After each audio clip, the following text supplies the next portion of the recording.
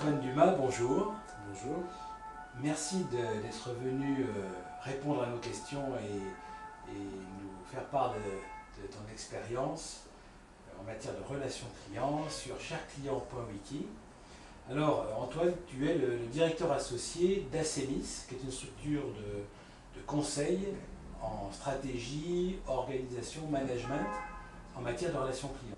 Comment est-ce que tu vois les choses? Quelle est la place de cette relation client? On en parle beaucoup. C'est quoi ton ressenti aujourd'hui? La relation client, oui, on en parle beaucoup. Elle est importante au niveau opérationnel, puisque la plupart des gens dans les entreprises sont en relation avec les clients. Ouais. On dit même que ceux qui n'y sont pas, il faudrait bien s'y mettre. Ouais. Et ceux qui n'y sont vraiment pas, ce qu'on appelait le back-office autrefois, de plus en plus commencent à établir des passerelles pour intégrer la préoccupation client dans leur activité tous les jours. Donc je dirais que la place de la relation client dans l'entreprise progresse en ce sens que tout le monde, ou presque tout le monde, de plus en plus, se sent concerné par le client. C'est une bonne chose. Alors concrètement, si on devait définir la place de la relation client en tant que système, c'est-à-dire des solutions techniques, des informations, est-ce que tu peux nous parler de la vision de ce qui serait l'idéal d'une entreprise et de son organisation, de sa relation client? Alors, la relation client, je pense que le premier principe dans la relation client, c'est qu'une entreprise, quelle qu'elle soit, une entreprise, une administration, qui a une vocation mercantile ou pas d'ailleurs, ne peut pas se permettre de louper, j'allais dire, un contact, parce qu'un contact avec un client, c'est une opportunité. Donc la relation client, c'est un ensemble d'interactions. Ce sont des interactions entre des gens qui sont externes, des gens qui sont bénéficiaires de services, ou qui veulent acheter un service, ou qui veulent acheter un produit, et une entreprise en fournisseur. Donc ce système ne peut pas être, pour une entreprise donnée, masqué ou perturbé par l'organisation ou la structure interne de l'entreprise. Et sur ce point-là, sans doute, la progression qu'on évoquait tout à l'heure sur la place de la relation client, ce que tu évoquais en disant, finalement, c'est bien faire son travail, mais bien faire son travail, ça ne suffit pas. Ou alors, bien faire son travail, il faut redéfinir ce qu'est bien faire son travail. Et je voudrais illustrer ça à partir d'un exemple récent qu'on est en train de vivre, nous, avec une entreprise d'une certaine dimension.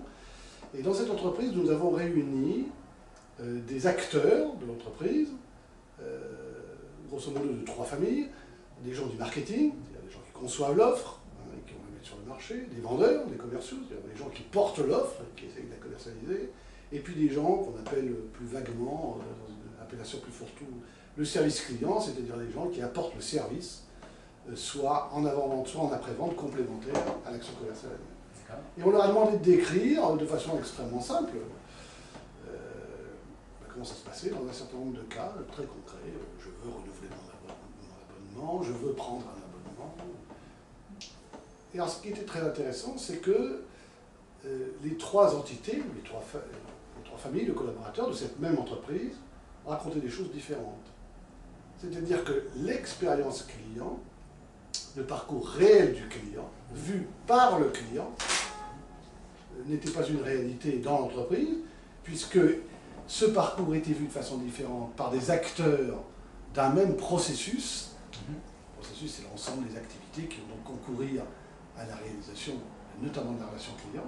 Donc, pour un processus partagé, ce qui est déjà un pas en avant par rapport à ce qu'on a pu voir il y a quelques années, on a des réalités perçues, non pas par le client, mais par l'interne, de façon extrêmement différente. Ce qui veut dire que finalement, le client vit des expériences qui ne sont pas nécessairement comprises par l'entreprise. Donc, dans la relation client, quand on parle d'efficacité de la relation client, peut-on être efficace si on ne partage pas une vision réaliste de ce que vit le client quand il est en relation avec l'entreprise? Donc, tu es en train de dire qu'il faut se préoccuper d'un ciment au sein de l'entreprise qui pourrait s'appeler la culture de l'entreprise. Une culture d'entreprise qui définisse bien la place qu'on donne au client et à la relation avec ce client. Voilà. Là, on a fait un effort. Depuis quelques années, il y a une approche qui s'est répandue, qu'on appelait l'approche processus, qui avait pour but de fédérer finalement les organisations pour améliorer le service rendu aux clients. Maintenant, il y a une nouvelle réflexion qui est en train de se conduire dans les organisations qui vise finalement à partager ce que vit le client. Se mettre de son côté. Se mettre à sa place. Ça ne veut pas dire nécessairement qu'on va aller décrocher la lune pour le client, on n'a peut-être pas la volonté, on n'a peut-être pas les moyens, mais ça veut dire déjà que l'on comprend ce qu'attend son interlocuteur, ce qu'il vit dans la vraie vie de tous les jours, où, on le sait tous, il y a des difficultés, il y a des problèmes, il y a des aléas. Je ne peux pas vous livrer la date que j'avais prévue, je ne peux pas m'engager sur une date de réponse, le spécialiste est absent, il devrait être présent. Donc il y a les aléas de la vie qui vont faire que les situations que va vivre le client peuvent être diverses et variées. Quelle est la conscience qu'a l'entreprise, qu'ont les acteurs de l'entreprise sur cette expérience, sur ces expériences clients? Alors, ce que ça veut donc dire, c'est qu'il va y avoir une organisation au sein de l'entreprise pour comprendre ses perceptions, ses attentes du client. Une fois qu'on a bien compris, imaginons qu'on y parvienne et que ça soit suffisamment dynamique pour être tout le temps, parce que le client est changeant, il évolue, le marché a ses variations, etc. Une fois que j'ai compris, comment je fais partager ça à l'ensemble des gens qui sont en interface avec le client? Comment je diffuse cette attitude, c'est ce que j'attends de mes collaborateurs et la tâche prescrite en quelque sorte, en disant voilà, dans tel cas de figure, voilà ce qu'il faut faire et surtout comment il faut le faire. Parce que dans la relation, il y a ce qui s'y dit et ce qui s'y passe, et il y a le non-verbal qui a aussi énormément d'importance. Alors comment est-ce que les entreprises que tu côtoies, elles mettent en œuvre des systèmes ou des solutions pour que ça se passe comme elles l'imaginent et comme elles le souhaitent? La relation client, quels que soient les outils, les méthodes, les médias, nous on a l'habitude de dire la relation client, c'est d'abord la relation entre deux individus. Quel que soit le média choisi, même si on s'écrit par mail, on s'écrit, on est en relation, ce sont deux individus qui vont être en relation. Donc, la notion d'outil, la notion de base de données, de base de connaissances partagée est importante, mais on en reviendra toujours à ce que la relation client, c'est d'abord la relation entre deux individus. Donc l'individu... Entre une personne physique et une personne morale. Entre une personne physique et une personne physique. Au bout la relation client, il y a aussi la place d'Internet, oui. Il n'y a personne à l'autre bout. Oui, et Internet d'ailleurs, on s'aperçoit aujourd'hui que dans le mode de relation de vente, par exemple en face à face, on commence à voir apparaître, y compris dans les grandes surfaces, Internet, l'écran, comme un troisième partenaire de la relation en face à face. Oui. Et même quand on est via Internet, avec le développement des chats et autres, on s'aperçoit que le média, effectivement, est différent.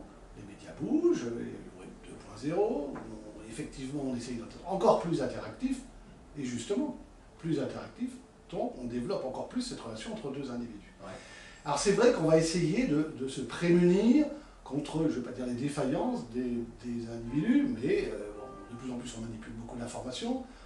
J'ai eu l'occasion d'intervenir il y a quelques années pour un opérateur téléphonie mobile. Les collaborateurs de cette entreprise devaient avoir, je ne vais pas dire dans la tête, mais presque, 1000 offres, un millier d'offres qui s'empilaient les unes sur les autres. Comment voulez-vous qu'un collaborateur, instantanément, réponde à un client qui lui parle de l'offre numéro 3 alors qu'on en est à déjà, s'il connaît bien les spécifications, c'est déjà très beau.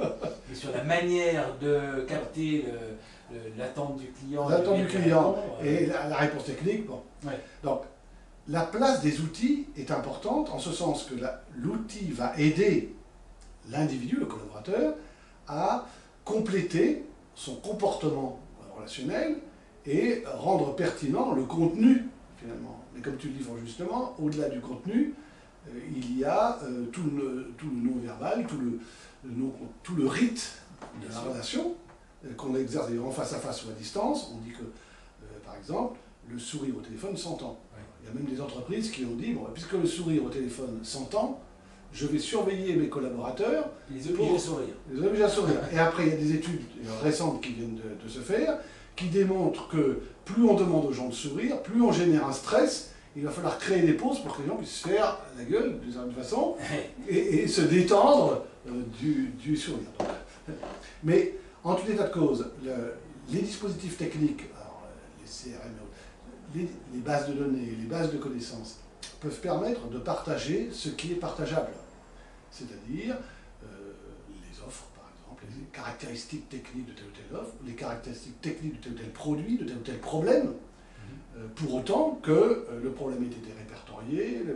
Et plus ces outils, effectivement, vont être, je vais dire, auto-apprenants, c'est-à-dire que les collaborateurs vont y trouver ce dont ils ont besoin, plus eux-mêmes vont avoir tendance, naturellement, à les alimenter, et donc, globalement, on va créer un espèce de cercle vertueux dans l'utilisation des moyens techniques. Mais je le répète, les moyens techniques ne sont que des supports. La technologie ne crée pas la relation. La technologie, elle supporte la relation client. Même Internet. Internet, c'est un média, d'accord. Maintenant, le site Internet, les moteurs de recherche, on le sait, recherche des mots, recherche des termes. Et aujourd'hui, l'internaute, il recherche quoi? De la vidéo, de l'image. Alors on parle de cette relation, et ça veut dire que, alors, comment deux entreprises sur un même secteur, deux entreprises concurrentes, qu'est-ce qui fait que l'une aura une relation client jugée, bien jugée, et l'autre mal jugée? Il y a plein de facteurs. Ouais, bien jugé, mal jugé, déjà ça dépend par qui. Si c'est par le client. Par le client. Alors, par le client. Déjà par le client, deux entreprises concurrentes, que tu l'évoques, ne sont pas nécessairement concurrentes dans la relation client. Je vais prendre l'exemple de la banque. Ouais. Les clients multibancarisés ne sont pas les clients les plus nombreux aujourd'hui, même si ça répand un peu plus maintenant. Mais je ne cherchais pas forcément à dire que les gens comparaient, mais globalement, une entreprise dont on dit elle a une bonne relation client, Ouais. et je disais, à toute chose égale, par ailleurs, le secteur étant le même, l'entreprise étant peu ou prou de même taille, on peut penser à des opérateurs télécoms, des constructeurs informatiques ou des constructeurs automobiles, etc. C'est comparable, ça semble, ils attaquent le même marché, la même cible de clientèle. Comment le consommateur, dans l'absolu, qu'est-ce qu'il va faire qu'il va percevoir différemment les deux entreprises, l'une ayant une meilleure relation que l'autre, alors qu'il s'agit à chaque fois de plusieurs dizaines de milliers d'individus? Je pense que c'est l'entreprise la plus performante dans le domaine de la relation client sera, de notre point de vue, l'entreprise qui a développé le plus d'intimité avec son client, c'est-à-dire celle qui connaît le mieux l'expérience qu'elle fait vivre à ses clients. Oui. Et qui en a conscience. Et qui est consciente, notamment, des écarts entre l'expérience qu'elle fait vivre et l'attente et le besoin du client. Donc, d'ailleurs, aujourd'hui, les entreprises développent ces approches effectivement de meilleure connaissance. Avant, on faisait simplement des études de satisfaction client. Maintenant, de plus en plus, on se met à un moment, on a décrié par exemple les écoutes mystères. Et c'est vrai parce que c'était des mesures professionnelles, faites par des professionnels pour des professionnels. Oui, mais alors après, le client, on voit par exemple que les banques sont en train d'engager, contraintes ou forcées ou par désir personnel, une démarche d'accumulation d'informations énormes sur les clients. Est-ce que ça va contribuer ou est-ce que ça a commencé à contribuer à donner l'impression aux clients des banques qu'ils ont une bonne relation avec leur banque? Savoir, c'est bien, mais qu'est-ce qu'on en fait? Ouais. C'est qu'après, comment la banque, elle part de la connaissance pour arriver à faire une relation point à point entre ses collaborateurs de proximité, son réseau, et les clients? Comment est-ce qu'elle peut faire ça? Et comment font ceux qui y parviennent le mieux? Alors, ceux qui y parviennent le mieux sont effectivement ceux qui sont capables, on l'a dit tout à l'heure, de partager l'expérience client. Comment on partage l'expérience client? L'outillage, puisqu'on évoque l'outillage aujourd'hui, va permettre de stocker de la donnée. C'est vrai qu'il y a de la donnée pertinente et de la donnée qui ne sert à rien. J'ai eu l'occasion d'intervenir dans un secteur bancaire, parce qu'on en parle, il y a quelques années, dans ce secteur bancaire, à l'époque, on s'est aperçu que 40% de numéros de téléphone étaient faux. Donc, si on veut vraiment faire de la relation client proactive, c'est-à-dire solliciter des clients et que les numéros de téléphone sont faux, on ne risque pas d'être très efficace. Donc, en fait, la première question qui va se poser pour l'entreprise, ça va être, je mets à disposition un outil de partage, mais cet outil de partage, d'abord, est-il partagé? C'est-à-dire que je mets une infrastructure, où je mets une base de connaissances, avec certaines informations que j'ai sur ce client. Est-ce que je suis capable d'apporter la bonne information à mon collaborateur quand il en a besoin? Est-ce que mon collaborateur est conscient que le client auquel il parle, indépendamment de ce qu'il y a écrit dans la base de données ou dans la base des contacts, par exemple, est susceptible de poser exactement la même question à un autre canal de mon entreprise? est-ce que mon collaborateur est capable de ne pas dénigrer justement l'autre canal, qui a peut-être répondu, à tort ou à raison, autre chose que ce qu'il fallait répondre. On est vraiment là dans l'expérience client. Alors, du point de vue du client, qu'est-ce qui fait que le client, il va passer d'une opinion neutre, il est pour la première fois client d'une entreprise, il a plutôt un bon a priori, il a acheté, il a été convaincu par un produit ou un service, et là va commencer son expérience. Ouais. Il va se la fabriquer, et au bout d'un moment, on va le revoir, on va lui poser la question en disant, ça se passe bien avec votre banque, opérateur, conseil, etc. Et là, il va dire, oui, moyen, non, pas du tout, exécrable, excellent, etc. Ça va tenir en un mot, ça va résumer plein de situations, plein d'expériences. C'est quoi le facteur déterminant? C'est la capacité à se mettre en quatre, c'est le respect de la parole donnée, c'est la qualité du produit, c'est la proximité. C'est à côté de chez moi, c'est pratique, donc je trouve ça bien et ça me suffit. Le niveau d'attente, est-ce que le client le plus critique n'est pas finalement celui qu'on attend le plus, c'est celui qui est le plus attaché à la marque? Vous voyez, c'est ces questions-là qui sont clés en fait, et comment je fais pour le généraliser dans mon entreprise comme une culture partagée? Le client aujourd'hui, il ne raisonne que par rapport, et c'est heureux, à ce qu'il vit et ce qu'il entend sur la société qui est son fournisseur, par exemple. Donc, il va y avoir des paramètres objectifs dans son évaluation, ce qu'il a vécu, c'est pour ça que je parlais de l'importance de l'expérience client, mais il y a aussi des paramètres extrêmement subjectifs qui peuvent être ce qu'il a entendu. J'ai entendu dire que mon fournisseur faisait fabriquer son produit en Chine par des pauvres enfants. Ouais. C'est vraiment scandaleux. D'ailleurs, je vais arrêter. Il n'est pas très bon d'ailleurs en relation client. Et si ça se trouve, la relation client est parfaite. D'ailleurs, je n'ai peut-être jamais eu de relation autre que celle d'avoir acheté un produit chez lui. Donc, il va y avoir des paramètres objectifs et des paramètres subjectifs.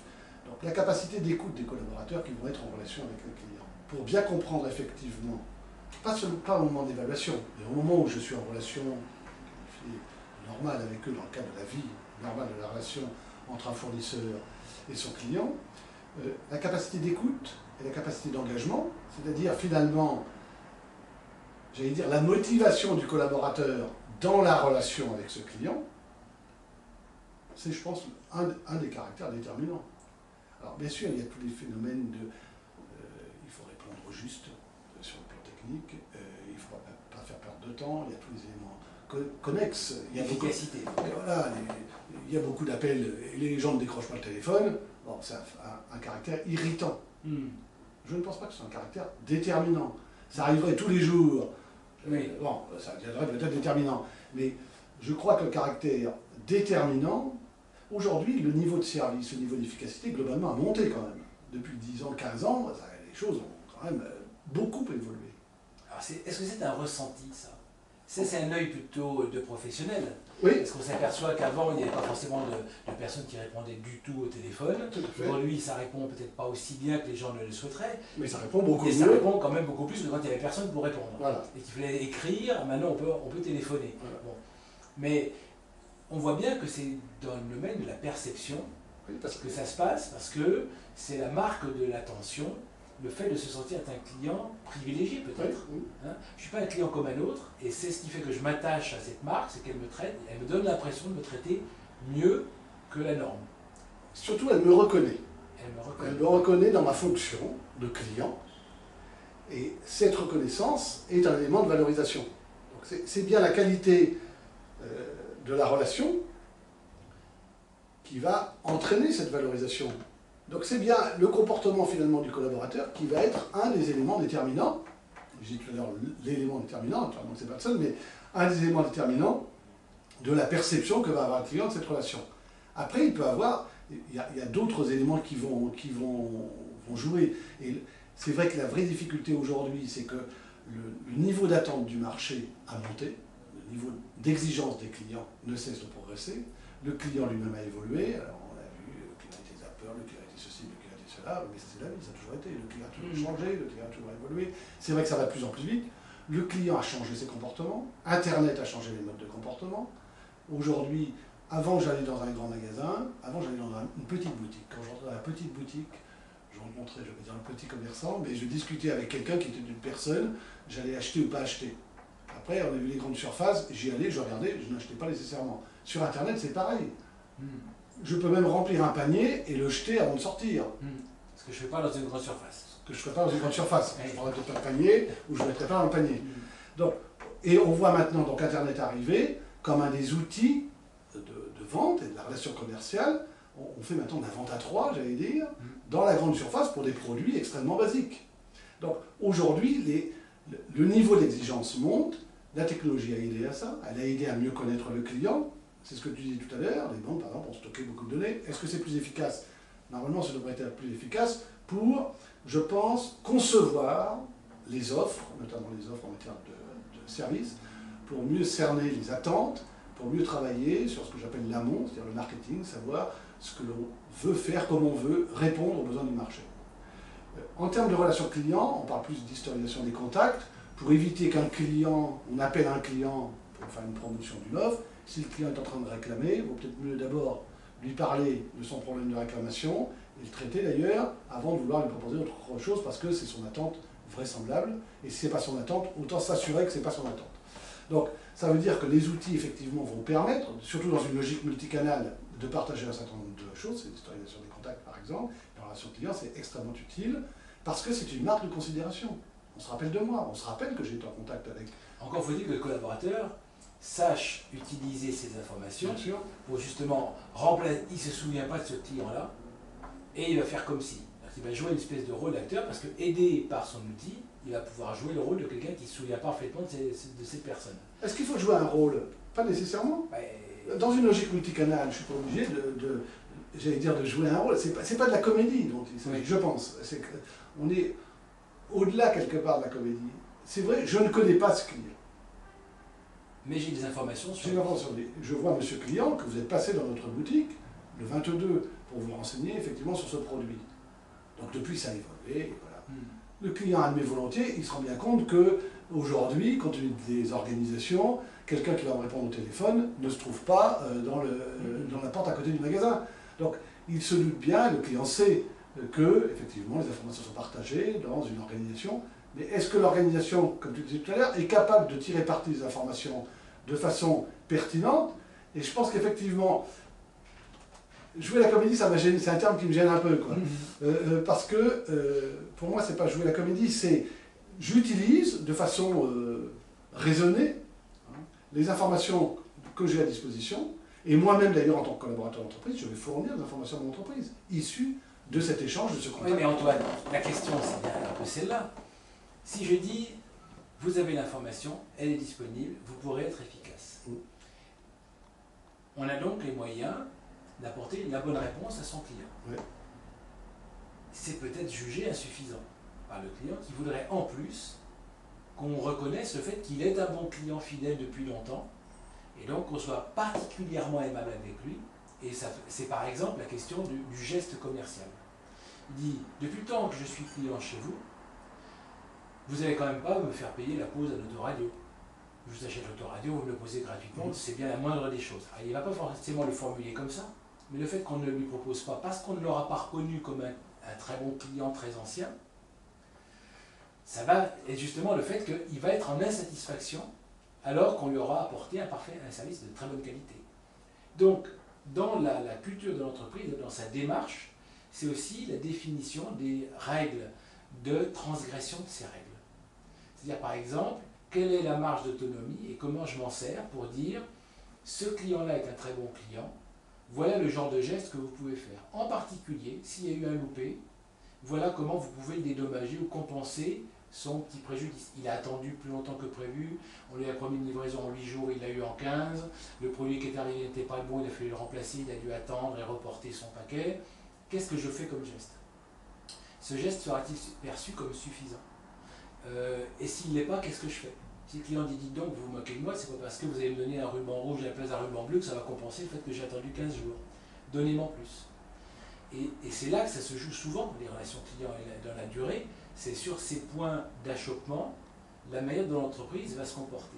Et là, l'enjeu, c'est de dire, quand j'ai 500 points de vente, 10 personnes par point de vente, ça fait 5000 personnes à éduquer, et à tenir informé de ma politique et comment j'applique mes règles et assez finement dans chacune des situations? Est-ce que c'est en faisant des formations régulières, des checks, des visites mystères, etc. Ou est-ce qu'il y a des méthodes différentes de diffusion de cette culture de allez, vous allez le faire comme vous sentez, mais comme vous êtes vous-même imprégné de la culture de l'entreprise, vous allez justement savoir faire ce qu'il faut.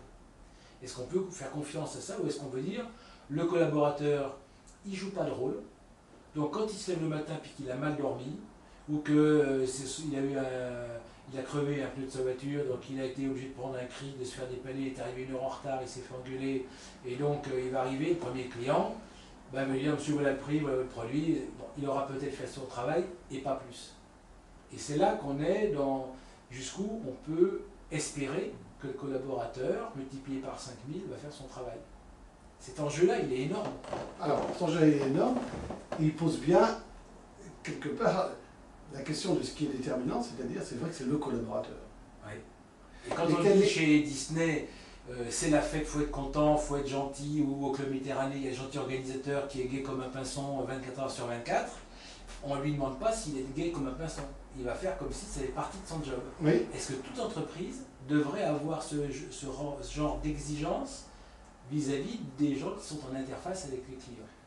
On peut toujours avoir l'exigence. Après, comme on le disait tout à l'heure, il y a la vraie vie qui va faire qu'effectivement un collaborateur fatigué, enfin moi j'ai eu des responsabilités opérationnelles dans la relation client, quand des collaborateurs étaient fatigués parce qu'il y avait des problèmes et autres, oui, on avait les moyens de pouvoir les sortir momentanément ou d'aménager effectivement le poste pour qu'ils ne subissent pas la pression pendant un temps qui peut paraître trop long par moment parce qu'on a ses soucis et autres. Je voudrais revenir sur la notion d'initiative et de marge de manœuvre. Parce que ça, moi, j'ai vécu une expérience extrêmement intéressante à ce sujet. Il y a quelques années, j'ai travaillé dans une entreprise, et dans cette entreprise, il y avait une mécanique de gestes commerciaux en cas de difficulté ou de problème, avec une centralisation assez forte, ou tout au moins un poids de la structure qui faisait que, quand il y avait un problème, j'en référais à mon chef, qui référait à son chef, qui avait un budget, qui pouvait arbitrer et décider.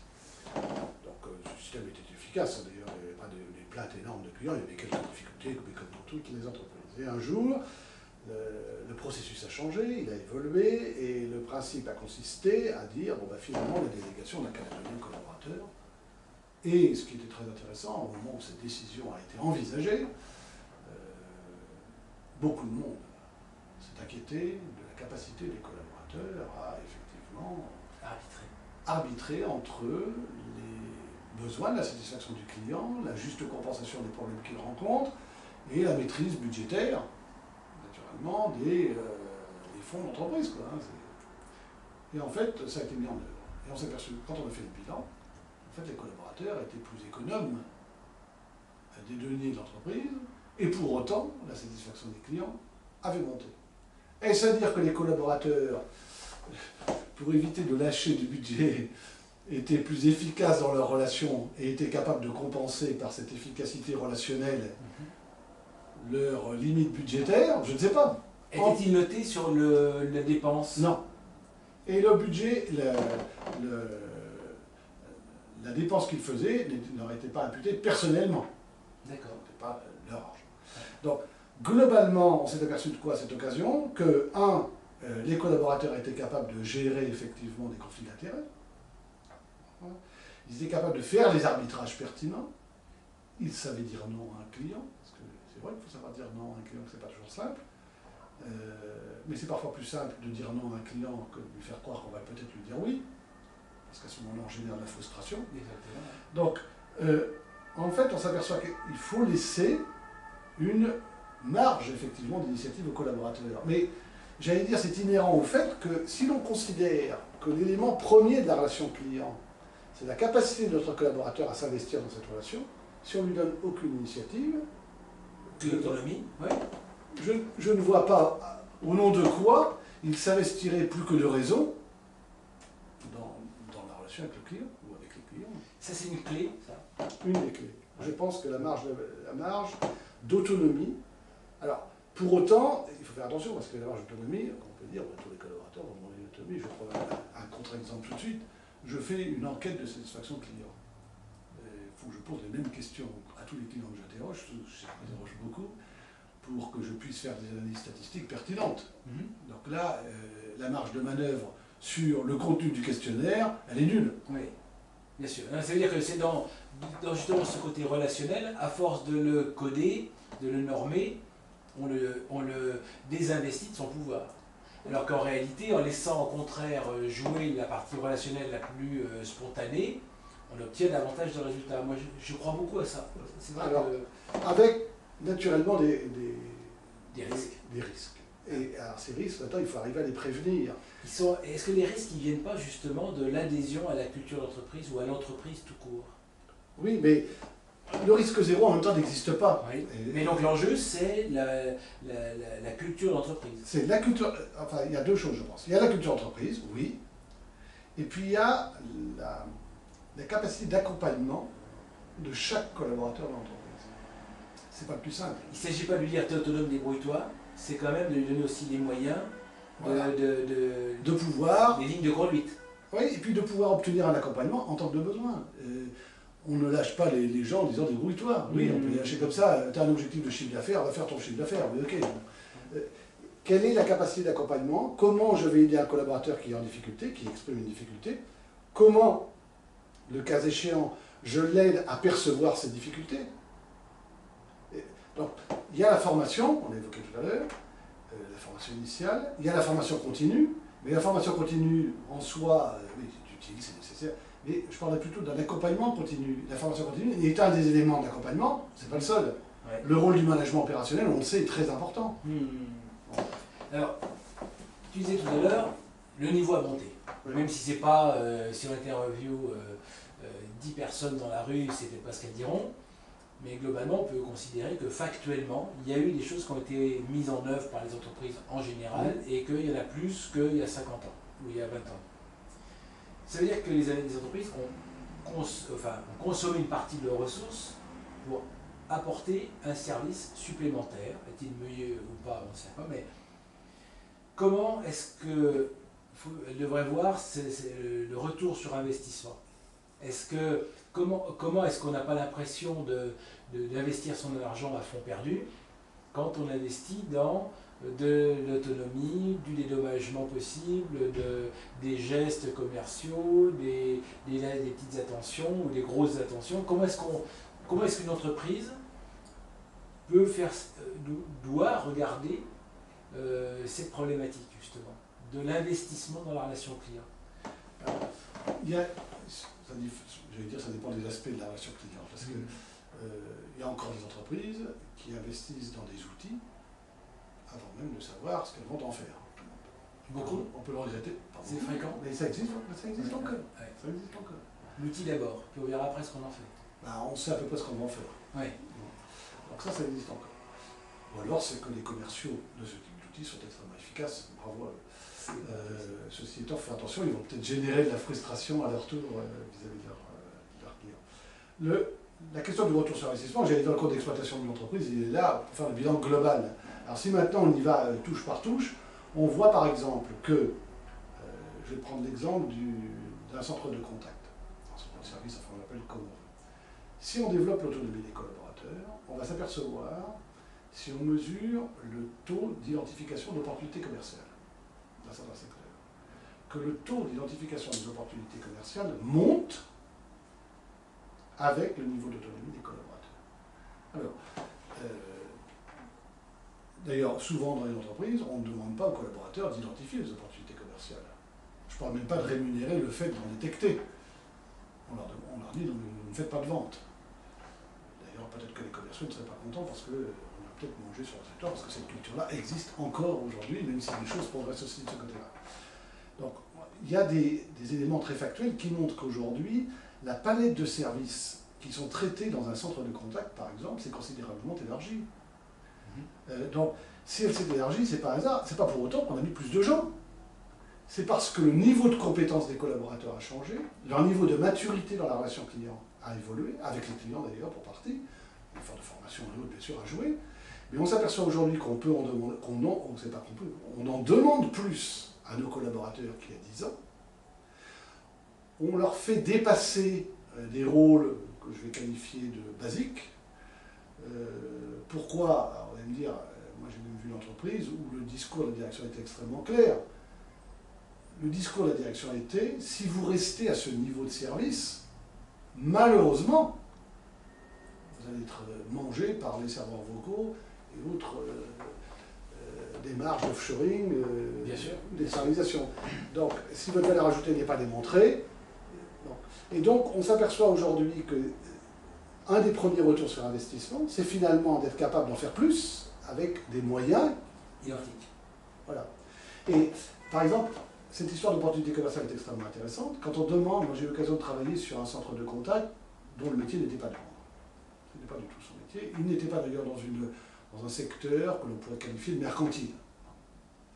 Eh bien, on a travaillé sur le moral index, la mesure de la satisfaction du personnel, parce que c'est important, on a dit qu'il y a beaucoup de choses reposées sur le personnel, et donc c'est important que les gens se sentent bien dans leur basket si on veut qu'ils se sentent bien dans la relation avec le client. Donc il y avait eu des petits problèmes dans cette organisation, et on les a aidés à essayer de voir comment on pourrait faire évoluer un petit peu l'ambiance générale et la motivation des collaborateurs.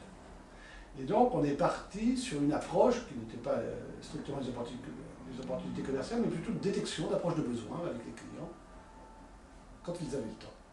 C'est-à-dire que la pression sur les volumes était la même qu'avant, c'est-à-dire quand il y a beaucoup d'appels, il faut décrocher vite, il faut apprendre à régler cette durée de conversation, quand il y a beaucoup de flux, eh bien, on essaye d'être plus directif dans l'entretien, quand au contraire il y a moins de flux, eh bien là on a peut-être de la place, dans le cadre de ce qu'on appelle des appels utiles, de développer la relation, d'aller plus loin que le simple traitement d'une demande en 2022, et on va essayer de creuser un peu les attentes et les besoins du client. On s'est aperçu que dans cette structure sur laquelle on avait travaillé, en un mois, ils ont identifié 19 besoins. De ces 19 besoins, qui ont été remontés au marketing, le marketing a étudié 15 offres. Sur ces 15 offres, ils ont sorti 3 nouvelles. 3 offres, quelle anecdote. Si, 3 offres, c'est énorme. C'est énorme pour une entreprise dont, je le rappelle, l'organisation en question n'avait pas de responsabilité commerciale du tout. Et on a vu le moral du collaborateur, leur façon de travailler, complètement changer. Donc le développement, je pense, des marges d'initiative permet effectivement aussi de renforcer l'efficacité par la motivation. Oui. Alors, on voit bien un petit peu les enjeux, on voit qu'il y a à la fois des outils, une démarche centralisatrice et une démarche de diffusion, de rôle, du terrain, de la multiplication des interfaces. Ça va se compliquer terriblement avec l'ouverture, on parle de ça mais ça fait longtemps, à l'Europe. C'est-à-dire que les décideurs des grands groupes ont des problématiques européennes, mondiales, etc. Jusqu'à présent, on a plutôt eu l'impression que ça se réglait pays par pays. Est-ce que toi, tu as l'impression qu'il y a une tendance à la consolidation pour avoir une démarche plus pertinente, plus cohérente, peut-être plus efficace, et donc des centres de décision qui se centralisent, ou au contraire, est-ce qu'on est en train de simplement aborder l'Europe sur d'autres plans, mais en laissant l'autonomie sur les pays? Alors, la question est intéressante parce qu'on a eu l'occasion de travailler à la fois sur des problématiques européennes, mais aussi sur des problématiques plus larges, donc internationales au sens le plus large qu'il soit. Et on travaille aussi sur d'autres continents. Alors, la première chose, quand on parle de relations clients, on parle d'abord des clients. Il y a des habitudes culturelles. Quand on travaille en Afrique noire, par exemple, ou quand on travaille en Asie, ou quand on travaille en Europe, c'est vrai que ce n'est pas tout à fait la même chose. Le niveau d'attente des clients n'est pas tout à fait le même. Le niveau d'équipement des clients n'est pas tout à fait le même non plus. Il y a des clients il y a des pays sur lesquels la technologie a fait des bonds, c'est-à-dire qu'elle a franchi plus vite que nous certaines étapes, elle en a même oublié certaines, parce qu'elle n'a pas été devant. Donc aujourd'hui, quand on a ces approches internationales, nous, qu'est-ce qu'on observe? Ce qu'on observe, c'est que les entreprises cherchent à avoir effectivement des démarches qui soient cohérentes. Pourquoi? Parce que leurs clients sont souvent... alors quand on est dans le B2B, naturellement, les clients sont eux-mêmes internationaux et attendent parfois des réponses internationales. Mais quand on est dans le B2C, on pourrait dire finalement, c'est pas ça le problème. C'est pas ça le problème, sauf que au niveau de l'efficacité de l'entreprise, on cherche aussi à optimiser un certain nombre de moyens, et donc il y a des cadres qui se créent on crée des cadres méthodologiques au moins. Nous, on a eu l'occasion, par exemple, de développer pour une entreprise ce qu'on a appelé un kit service client qui permettait à quelqu'un de faire non seulement le diagnostic du service client au sens large de ce pays, d'un pays donné, d'identifier sa performance, de la qualifier et d'être capable de construire un plan d'action à partir du partage des bonnes pratiques finalement du groupe. Et quel que soit le pays, et quelle que soit la culture. Et il y a très peu de caractères différenciants quand on y regarde bien dans la relation client. Il y a effectivement le niveau d'équipement du pays, en termes d'infrastructure. Il y a le comportement des clients, par exemple les habitudes de face à face, où le client veut se déplacer, ou au contraire, un niveau de maturité extrêmement important. Mais en fait, ce n'est pas un problème de pays, c'est plus un problème de comportement du client. Et même en France, il y a des clients qui souhaitent venir en face à face, comme il y a des clients qui souhaitent surtout ne pas se déranger, faire son téléphone par Internet. Ouais, ça dépend surtout de ce qu'on veut faire. Voilà. Un même client peut parfois avoir envie de se déplacer et parfois avoir envie de faire une Voilà, exactement. Donc ça veut dire qu'aujourd'hui, dans les modèles sur lesquels nous on a travaillé, on travaille plus sur des cadres qui vont permettre effectivement, j'allais dire, de faciliter la vie de la proximité. On a parlé de la marge d'initiative, bien sûr qu'il faut laisser une marge d'initiative au pays, comme on laisse par exemple sur le plan du marketing. Faire une offre universelle, oui, bien sûr, parce qu'aujourd'hui, les offres sont internationales, on interroge Internet, on interroge dans le monde entier. Même une PME aujourd'hui en France est susceptible de servir le monde entier. Donc effectivement, il faut avoir une approche internationale. Mais cette approche internationale, elle est servie, enfin nous c'est ce qu'on observe, par des approches effectivement assez consolidées en termes de mécanique générale, de cadre, de culture, modèle culturel générique à l'entreprise, et sur la définition effectivement, j'allais dire, des marges de liberté ou des marges d'initiative qui sont soit laissées au pays, soit ouvertes au pays. Parce qu'il ne faut pas oublier que la construction des modèles internationaux, elle repose souvent sur le partage des bonnes pratiques. Et les bonnes pratiques, elles sont où? Sur le terrain. Alors qu'est-ce qu'on doit consolider? Alors, on va consolider, on peut consolider des approches marketing, par exemple, des méthodologies d'approche marketing, c'est-à-dire il y a des pays qui ont l'habitude de faire des approches top-down, ils vont définir le produit, ils vont le lancer, puis pour terminer. Il y en a d'autres qui vont partir d'une autre logique, et qui vont dire on va aller sonder le terrain, partager avec nos clients, les panels et autres. Et en fait, quand on croise ces deux approches-là, on peut arriver à des résultats extrêmement intéressants. Donc en fait, ce que l'on va consolider, c'est tout ce qui va permettre à l'entreprise de renforcer son efficacité. On peut même favoriser, parce qu'on a beaucoup parlé des réseaux, la mise en réseau des pays entre eux, sans nécessairement passer par une logique générale. Ceci étant, dans le domaine de la relation client, il y a quelques indicateurs clés qui doivent, de mon point de vue, remonter au niveau général. Pourquoi? Ne serait-ce que pour s'assurer qu'on est capable de répondre avec un certain niveau de satisfaction à l'ensemble de ses clients dans le monde entier. Et maîtriser le coût de la solution mise en œuvre. De toute façon, par contre, le compte d'exploitation, c'est toujours la même chose.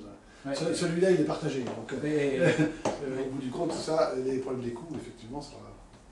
Alors, qui décide? Et les gens qui ont la charge de réussir la relation avec les clients, ces gens-là, qui sont-ils? Ceux qui ont la charge de réussir de faire réussir la relation de l'entreprise avec ses clients. On parle de qui, là, en général?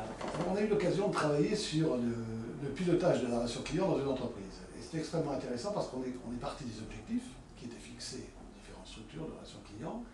Et on s'est posé la question, des priorités. Et là, clairement, c'est la direction générale qui décide des priorités. Et ça, c'est tout le temps comme ça? Elle peut décider sur la base d'avis, de consultation, mais au bout du compte, les priorités de l'entreprise sont définies par les actionnaires de l'entreprise, enfin par ceux qui dirigent l'entreprise. Cependant, on s'est posé la question des acteurs qui contribuaient le plus à la réalisation effective du résultat de chacun des objectifs qui étaient fixés en priorité. On a vu 5 ou 6 priorités, si je me souviens bien, et donc on s'est posé la question de savoir qui était l'intervenant. Et bien selon les priorités, il y a des cas où celui qui décide, comme tu dis, c'est celui qui avait le plus d'influence sur l'indicateur, parce que vous voulez compte, ça revient à ça, c'était parfois l'opérationnel de base. C'était parfois son supérieur opérationnel, enfin son supérieur hiérarchique, l'encadrement de proximité, et après c'était le niveau, je vais dire, le responsable budgétaire, le niveau budgétaire, budgétaire, le premier niveau budgétaire qui était, et après c'est la direction générale. Il y avait grosso modo 4 niveaux qui étaient concernés par la réalisation des objectifs dans le domaine de la relation client. Il y avait le niveau opérationnel de base, le collaborateur qui fait la relation avec le client, qui la réalise, l'encadrement de proximité, parce qu'il concourt, on l'a vu tout à l'heure dans l'accompagnement et autres, à l'efficacité opérationnelle. Il y a celui qui maîtrise le budget, parce que c'est lui qui finalement met les moyens, on ne les met pas. Et puis il y a la direction générale, parce qu'au bout du compte, c'est quand même elle qui fixe les priorités, qui donne les moyens. Et le marketing? Le marketing, dans la réalisation de la relation client, lui, il va être responsable de certains aspects. Dans le cas du marketing relationnel, par exemple, quand le marketing décide de lancer une campagne de communication, sur cette opération-là, eh ben, les gens opérationnels du marketing vont avoir une part de responsabilité. Tout dépend quelle est la priorité que l'on donne à cette campagne par rapport à l'ensemble du dispositif de relation client. Donc, le marketing est un peu le fantôme de la relation client. Non, je ne dirais pas le fantôme. Il est un des moyens, le marketing pour moi, est aussi un des moyens de la relation client. On voit des entreprises d'ailleurs où les structures de relation client, les centres de contact par exemple, sont rattachés au marketing. Ouais. Ce qui est d'ailleurs une très bonne chose, parce que ça permet au marketing d'être à l'écoute du marché, d'avoir une oreille, j'allais dire, opérationnelle et constante sur ce qui se passe sur le marché, sur ce que le marché attend, sur la façon dont le marché réagit. Et ça, c'est très bien. Donc, le marketing, ça dépend dans quel sens on va l'entendre. C'est-à-dire, si c'est le marketing opérationnel qui gère la relation au jour le jour, il sera très impliqué. Si c'est le marketing qui conçoit l'offre et les produits, il sera très impliqué à ce stade-là, mais moins au stade opérationnel.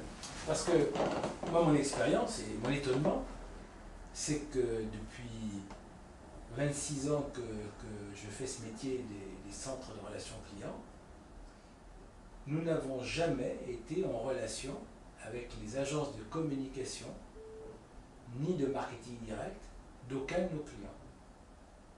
Pas une fois. Alors qu'on développe des messages, qu'on diffuse, on entend le client, et que j'imagine que les agences de marketing direct et les agences de publicité plus classiques font à peu près la même chose. Ils se posent la question de qui est le client, comment je lui parle, quelles sont ses attentes, quel est son vocabulaire, quel est son profil, quel est mon cœur de cible, etc. Des questions qu'on partage. Et pour autant, il n'y a pas de mise en commun. Et cette mise en commun, elle n'est pas directe, donc on ne les rencontre pas, mais elle n'est pas tellement non plus indirecte, parce que très globalement, on n'a pas de matière issue du travail des autres. Donc on a vraiment l'impression que chacun refabrique sa mécanique, et que ce qui se passe aujourd'hui vis-à-vis du e-business, bah c'est une tranche de millefeuille en plus, avec un canal qui est très indépendant, qui fait sa vie. Et dans les entreprises, moi je suis très frappé de voir que quand on parle avec nos interlocuteurs de la combinaison des canaux avec Internet, on nous dit ça c'est pas chez nous. Et quand on appelle les gens d'Internet en disant ah bah vous êtes call center, c'est pas chez nous. Et donc il y a bel et bien une question étanche de plus. Et j'ai vraiment le sentiment parfois qu'il y a une perte de matière, une perte de substance dans la relation. Et c'est comme si le client, c'était pas tout à fait le même client qui était sur Internet, qui venait dans un guichet, qui téléphonait, qui envoyait un courrier de réclamation. Voilà. C'est comme s'il y avait autant de clients qu'il y avait de canaux. Ce que tu dis quelque part, ça veut dire qu'il y a encore beaucoup de progrès à faire sur l'approche processus. Ouais. Aujourd'hui, on a mis en place des processus, mais on n'a pas mis en place le pilotage des processus. C'est-à-dire que, effectivement, et ça on l'observe assez fréquemment dans les entreprises, cependant il y a quand même des entreprises qui ont franchi le pas. Mais dans un certain nombre d'entreprises, quand on monte, je prends une campagne par exemple,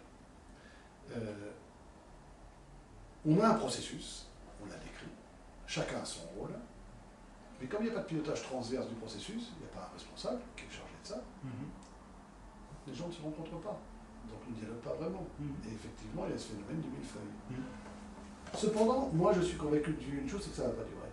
Ouais, par la force des choses. Par la force des choses. Encore aujourd'hui, j'ai reçu une publicité, un emailing, qui me vantait les mérites d'un produit présenté comme nouveau, et qui consistait à faire, sur Internet, de rajouter sur le site Internet, un clic qui permettait de rentrer en communication avec l'entreprise. Demain, il faudra bien qu'Internet et le call center, en l'occurrence, se parlent si le clic doit déboucher sur le call center, ou alors il y aura un problème quelque part. Alors cependant, nous on travaille avec des entreprises, je ne dis pas toutes, hein, mais un certain nombre d'entreprises ont franchi ce pas-là, c'est-à-dire qu'elles ont mis en place ce que l'on appelle les ateliers campagne, des structures, qui en amont de la conception, marketing, vont consulter déjà pour commencer les différents intervenants du process, vont les réunir pour discuter de la façon dont on va pratiquer. Alors je ne dis pas que ça suffit, mais c'est déjà un premier pas qui fait que les gens se parlent. Oui. Parce que quand les gens se parlent, effectivement, ils se rendent compte que de leurs échanges peut naître une amélioration assez sensible de l'efficacité, par exemple, des campagnes. Mais il y a peut-être une question aussi de l'unité de temps. C'est que c'est vrai que là tu viens d'employer un mot qui me semble très symptomatique, c'est le mot campagne. On parle en campagne, c'est donc en temps déterminé pour du marketing direct, ou de la publicité, alors que le site internet, lui, aura une durée de vie nettement plus longue, et le call center, probablement encore plus longue. Et ça veut dire qu'effectivement, ces gens-là, leur préoccupation et leur mode de fonctionnement est assez induit par cette unité de temps qui est très, très diverse. Et c'est vrai que caler une campagne et se réunir ponctuellement pour la préparer entre différents acteurs, ça semble naturel du point de vue de celui qui organise la campagne. Du point de vue de celui qui gère le site internet ou qui gère les centres d'appel, ça devrait pratiquement être une institution permanente. C'est ce que font les entreprises. Voilà, j'ai employé effectivement un terme qui induit, au moins dans notre réflexion, cette limitation de temps. Mais dans campagne, il y a plusieurs types de campagnes. Il y a ce qu'on appelle des campagnes effectivement qui ont une durée limitée. Ce qu'on a connu, les campagnes, ça commence le temps et ça finit le temps. Et puis il y a des campagnes permanentes, ce qu'on appelle des campagnes permanentes, qui font que effectivement, ce que j'ai appelé l'atelier campagne est une structure permanente. D'accord. Où là, par exemple, on va concevoir le plan marketing de l'année.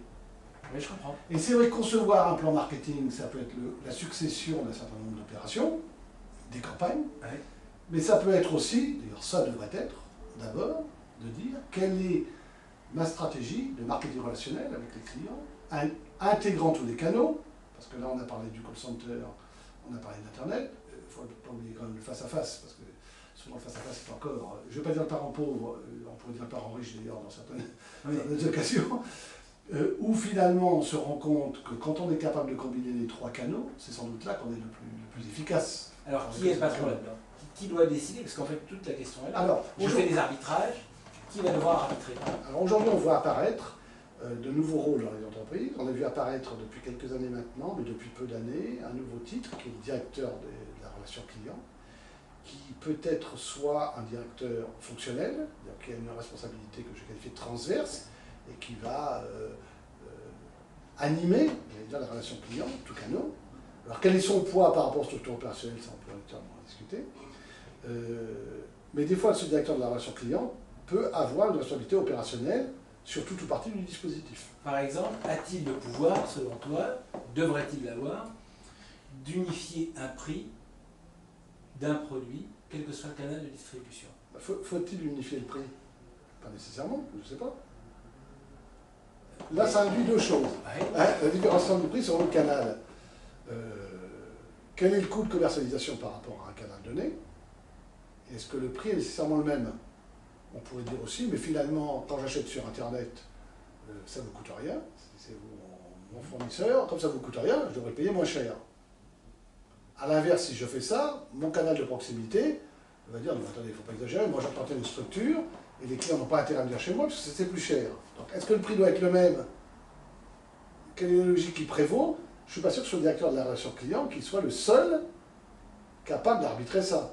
Je pense que le directeur de la relation client a certainement son mot à dire, parce que lui, il est capable de voir effectivement, par exemple, le coût des canaux. Oui, ça, lui, il est capable de le voir, il est capable de savoir ce que vaut un contact.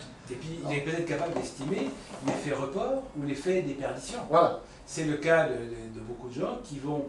On voit que 67% des actes d'achat aujourd'hui, d'après une dernière étude, ne se font qu'après ou pendant un passage sur Internet. Ouais. Et donc, il y a un enjeu majeur. Si mon prix dans le réseau est plus cher, les gens vont s'informer pour tâter le produit en magasin et vont retourner l'acheter sur Internet, sur la même marque ou sur une marque concurrente. Sauf si le magasin, je termine ce que tu es en train de dire, parce que je l'ai vécu il n'y a pas longtemps, sauf si le magasin est capable de le faire transformer dans le magasin, ton acte d'achat, sur Internet. D'accord. À ce moment-là, il y avait bien une vraie problématique du prix. Ah oui. Et une problématique du prix, il y a une problématique également de la motivation, on a parlé tout à l'heure de la motivation, Ouais. la motivation des commerciaux, c'est-à-dire quelle est, parce qu'il faut quand même en parler, même si ça paraît trivial, Ouais. le problème du commissionnement des commerciaux, que ce soit des commerciaux assis, des commerciaux En debout, magasin, voilà. ouais. Quelle est leur motivation par rapport à des canaux alternatifs qui se développent et qui effectivement peuvent donner l'impression à tort ou à raison qu'on paye moins cher, que finalement... Est-ce que tu as l'impression que le niveau de maturité est suffisant actuellement sur ce sujet-là dans les entreprises? Non. Non. Il y a des sujets qui sont encore tabous. Ouais. Il y a des sujets qui sont encore tabous. Il y a des sujets qu'on ne veut... Si c'est pas tabou, on commence à les aborder, mais finalement on ne sait pas parce qu'on manque d'expérience, voire on manque de recul. Parce qu'Internet, tout le monde dit Internet, on achète sur Internet, même si effectivement les ventes se développent, les entreprises manquent de recul, manquent d'analyse objective de leur efficacité sur Internet. Elles veulent développer, mais ce que cherchent les entreprises finalement, si on parle en deux mots d'Internet, elles ne souhaitent pas, je ne pense pas que les entreprises souhaitent cannibaliser que Internet soit le canal qui cannibalise tous les autres canaux. C'est pas de ça dont il s'agit. Normalement, pour une entreprise bien construite, elle cherche à élargir globalement, elle ne veut pas affaiblir un de ses canaux. Le client va décider. On est dans l'univers voilà, le client va décider. 2.0, le client va dire je veux bien aller tâter en magasin, acheter sur Internet, voilà. et vous me le livrez à domicile. Et quel est le service globalement, finalement, vous m'apportez? Le service globalement, c'est-à-dire à la fois de comparaison, d'observation, je veux toucher dans le magasin, je veux toucher, je veux comparer, le comparateur de prix, je veux effectivement le prix lui-même, la livraison, le service qui va avec. Et donc on pourrait parler d'entreprise globale, oui, tout à fait. et dans lesquelles les canaux ne sont pas concurrents, mais complémentaires, chaque canal ne remplissant pas forcément la totalité du rôle du voisin dans la relation client. C'est-à-dire qu'un canal, le magasin, pourrait être là justement pour permettre de toucher, le site internet pour permettre de visionner, de voir, de faire des comparaisons, etc. Le canal téléphonique pour convaincre, inciter, attirer l'attention d'eux, etc. Le mailing pour permettre de bien remplir les aspects juridiques, et l'ensemble de tout ça étant harmonieusement mis dans un ensemble qui est cohérent. Oui. Or, aujourd'hui, il n'y a pas cette mise en cohérence. Non, parce qu'il y a plusieurs, je pense, il y a quand même des difficultés. Ouais. C'est les zones de chevauchement, Ouais. qu'on ne pourra pas éviter. Les zones d'intégration, par exemple le face-à-face que j'évoquais tout à l'heure sur les grandes surfaces, qui me mettent en relation avec Internet dans la grande surface, quelque part j'intègre les canaux, pour le coup physiquement. Et puis il y a le problème des organisations. Aujourd'hui par exemple, si je passe par un réseau de commercialisation externe, le problème de la rémunération que j'évoquais, la motivation de mon réseau, c'est un vrai problème aujourd'hui. Dans l'entreprise globale, comment je rémunère et sur quels critères mon réseau, par exemple, de distribution externe. Très bien. Est-ce que, en conclusion, tu penses que la relation client des entreprises françaises, par exemple, s'améliore ou se dégrade sous la pression des prix, d'achats qui sont peut-être trop dirigés sur l'amélioration des coûts d'acquisition ou de commercialisation? Quel est ton regard là-dessus? Moi, je pense qu'aujourd'hui, donc, on disait au début de l'entretien que la relation client avait évolué plutôt positivement. Aujourd'hui, on a encore des pas à franchir. On n'a pas à rougir du chemin, je pense, qui a été parcouru. Il en reste bien sûr à parcourir, surtout que le client, comme on disait, a un niveau d'exigence qui monte. Aujourd'hui, il y a le problème du prix, mais je pense que globalement, la politique de service n'est pas encore à maturité. Il y a encore beaucoup de pas à franchir pour être capable de digérer le multicanal, la mise en cohérence dont on parlait tout à l'heure, où là, on observe qu'effectivement, le multicanal a du mal à se mettre en place, même s'il y a beaucoup d'efforts qui sont faits pour le réaliser. Et la seconde chose, c'est l'approche globale, ce que tu disais, l'entreprise globale. Le client, lui, il est global, il change de comportement selon les moments, l'âge, l'humeur du temps. Et donc, l'entreprise doit être capable de s'adapter, d'être flexible, d'être souple. Et ça, c'est sans doute un des enjeux importants. C'est comment, avec la technologie, avec le développement des fonctions de mobilité et autres, je suis capable d'avoir un service global, même si je ne le décline pas intégralement avec mes ressources propres, mais comment je suis capable d'offrir à mon client ce service global qu'il attend, mais décliné de façon adaptée à j'allais dire, son humeur du moment.